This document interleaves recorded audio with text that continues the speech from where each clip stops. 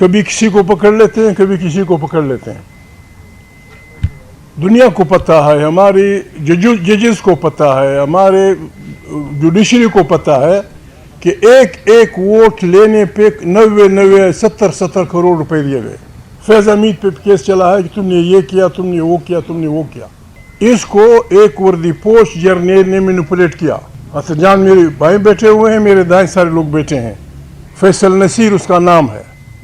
اربوں روپے، میں واضح اعلان کرتا، اربوں روپے اس وہاں دیے اور لیے گئے. عمران خان بشرا بی بی پہ اس کیس کا لگانا اور یہاں نام لینا جرم ہے، نام لینا بری بات ہے. کروڑ نہیں، اربوں روپے کی چوریاں ہوئی ہیں. فوج بھی جانتی ہے، ججز بھی جانتے ہیں، ہمارے اینٹی کرپشن کے ادارے بھی جانتے ہیں. ابھی الیکشن میں سینیٹ میں ایک آدمی نے کھڑے ہو کے کہا بابا میں نے کسی پارٹی کی خلاف ورزی نہیں کی، میں تو اپنی سیٹ اتنے کروڑ روپے میں خرید چکا تھا.